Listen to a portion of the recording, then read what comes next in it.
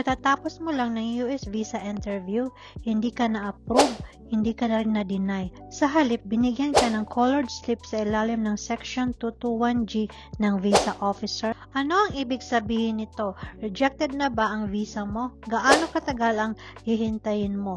At ano ang dapat mong gawin pagkatapos nito? Sa video na ito ay papaliwanag ko ang 221G sa simpleng paraan. Kung ano ang ibig sabihin ng bawat kulay ng slip, gaano katagal ang processing, mga karaniwang dahilan, at eksaktong kung anong mga dapat mong gawin para hindi ka magpanik at hindi ka magkamali. Ito po ang The Swanroad Channel. We share US visa tips, how-to videos, quotes, and vlogs. Ano ang 221G? Ang 221G ay isang temporary refusal at hindi ito permanenteng visa denial. Ibig sabihin nito, hindi pa maaaring i-approve ang iyong visa. Kailangan pa ng US Consulate ng karagdagang dokumento, masusing pag-review o administrative processing. Paalala, ang 221G ay hindi nangangahulugang rejected na ang visa mo. Isipin mo na hindi pa kumpleto ang inyong application o kailangan pa ng masusing pagsusuri bago silang magdesisyon o ang US Embassy. Maaari itong mangyari sa immigrant visa katulad ng CR1, IR1, IR2, F-based or EB-based visa at para din sa mga non-immigrant visa kagaya ng H1B, L1, F1, B1, B2 at mga K1 visa. Mga karaniwang dahilan kung bakit may 221G. Karaniwang nagbibigay ang konsol ng 221G kapag may mga kailangan itong linawin katulad ng una, kulang o hindi malinaw na financial o tax documents. Pangalawa, hindi kumpleto ang affidavit of support. Pangatlo, mahinang ebidensya ng job offer. Pang-apat, kulang na patunay ng relasyon para sa marriage o family visas. Panglima, mali o hindi malinaw na impormasyon ng employer para ito sa mga work visa, o ang pang-anim ay expired o lumang police certificate. Ano ang apat na uri ng 221G slips? Una ay ang white slip.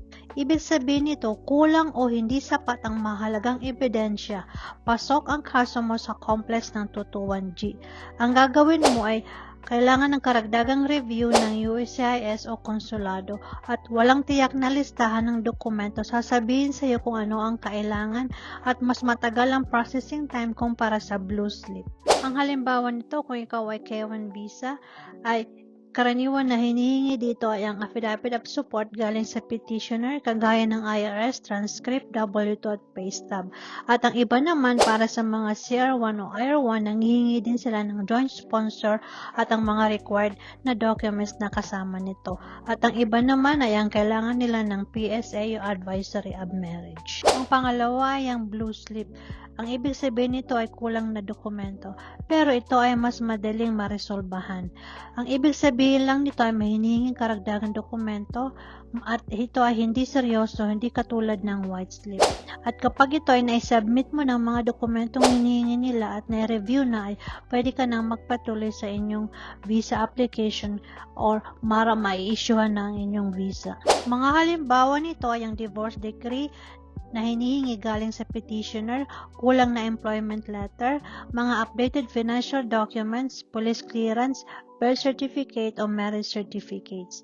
Ang kagandahan lang sa blue slip, ito ang pinakasimpleng uri ng 221G at kadalasang naaayos kapag naisumitin na ang mga dokumento. Ito ang pagkakaiba sa white slip. Ang pangatlo ay ang pink slip o tinatawag na administrative processing. Ang ibig sabihin nito, pag ikay binigyan ng pink slip, ito ay may kahina-hinala o hindi malinaw sa impormasyon at maaari ito ay tungkol sa inyong trabaho para sa mga working visa, layunin ng pagbabiyahe mo kung ikaw naman ay tourist visa, ang kwalifikasyon mo kung pasok ka ba, hindi tugma ang sagot mo sa interview. Ang sunod na mangyayari nito pa ikaw binigyan na ilalagay ang kaso sa administrative processing, kadalasan ay maghihintay ka lamang. Ang pink slip ay kadalasang maaring kinalaman to sa employment history o H1B visa, sa qualification mo, layunin ng biyahe, katotohanan ng relasyon para naman sa mga fiancé o K1 visa. Ang karaniwan, pag ikaw binigyan, bibigyan ka nila ng reference ID, instructions kung paano i-track ang inyong kaso online. Ang ganitong mga kaso ay dumadaan sa karagdagang administrative processing. Ang pang-apat ay ang yellow slip. Ibig sabihin nito, kailangan ng dagdag na oras sa pag-review ng iyong case. Ibig sabihin, kailangan pa ng konsulado ng mas mahabang oras para i-verify ang mga dokumento. At maaari ding nasa validation pa ang iyong case, nilipat mula sa ibang opisina, hinihintay ang confirmation ng ibang ahensya. At ang kadalasan kapag nagawa mo na o na-follow mo na ang yellow slip ay kailangan mong maghintay at wala kang kailangan gawin hanggang sa matapos ang pag-review nila. Halimbawa ng yellow slip na binibigay sa US Embassy sa Pilipinas ay halimbawa noon ay kung meron kang NBI at walang AKA at ang iba naman ay mga annulment documents. Ang karaniwan nito ay may kinalaman sa general administrative processing, background check o document verification. Kailangan ng konsulado ng mas maraming oras para i-review ang inyong mga dokumento. Ano ang dapat gawin kapag nakatanggap ka ng 221? Una sa lahat, huwag magpanik. Narito ang eksaktong steps na dapat mong gawin. Step 1, basahin ng mabuti ang slip. Ang bawat 221G slip ay may malinaw na nagsasaad ng bakit nakahold ang inyong visa, anong mga dokumento ang kailangan, paano at saan ito ipapasa. Huwag mag-assume, sundin kung ano mismo ang nakasulat sa slip na binigay sa iyo. Step 2, tukuyin ang kulay ng slip. Ang kulay ng slip ay makakatulong para maintindihan mo kung may kulang na dokumento, dumadaan sa administrative processing, may kailangan pang masusing investigasyon. Step 3. Ihanda ang mga kailangang dokumento. Ihanda lamang ang eksaktong hinihingi, walang dagdag na dokumento kung hindi naman inuutos. Siguraduhin ang mga ito ay malinaw, updated at complete. Step 4. Isubmit ng tamang mga dokumento. Karaniwang maaring isubmit ang mga dokumento sa pamamagitan ng online, email o portal o sa courier katulad ng To-Go Express. Sundin ang paraan ng submission na nakasaad sa inyong 221G slip. Step 5. I-track ang inyong application gamitin ang reference ID o official na visa status tracking website. Iwasan ang paulit-ulit na pag-email, pag-file ng bagong DS-160 or DS-260 kung hindi ka inuutusan. Step 6. Maghintay ng matyaga. Nag-iiba ang processing time. Maraming kaso ang naayos sa loob lang ng 60 days o mas maikli pa. May iba na mas tumatagal pa depende sa background checks, security reviews at komplikasyon ng inyong case. Step 7. Dumalo sa follow-up appointment kung kinakailangan. Kung ikaw ay pinababalik sa US Embassy para sa another interview, dalhin ang lahat ng original na documents, dalhin ang inyong 221G slip, maging tapat at consistent sa inyong sagot.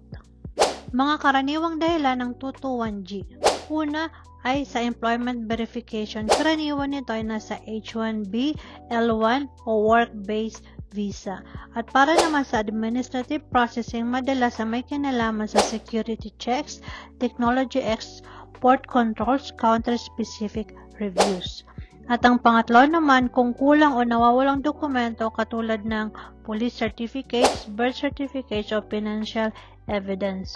At ang sumunod naman ay ang verifikasyon ng kasal o relasyon sa inyong petitioner. Karaniwan nito ay sa CR1 o IR1 spouse visa or family-based petitions. Ito ang mga bagay na huwag mong gagawin. Una, huwag mag-file ng bagong DS-160 or 260 kung hindi ka inuutusan. Pangalawa, huwag magpanik o agad isipin na denied na ang visa mo. Pangatlo, huwag magsumite ng kung anong-anong dokumento. Pangapat, huwag basta maniwala sa chismis o hindi opisyal na payo. Nakaka-stress man ang 221G, tandaan, pause lamang ito, hindi ito denial. Kapag sinunod mo ng maayos ang instruction na isumite ang tamang dokumento at naghintay ka ng matyaga, maraming kaso ang matagumpay na naaaprobahan. Kung nakatulong sa iyo ang video na ito, i-like, i-share at mag-subscribe para sa mas marami pang US visa guidance. Mag-comment sa ibaba kung nakatanggap ka ng 221G slip. Susubukan kong tulungan kang mas maintindihan ang inyong sitwasyon. Thank you and God bless.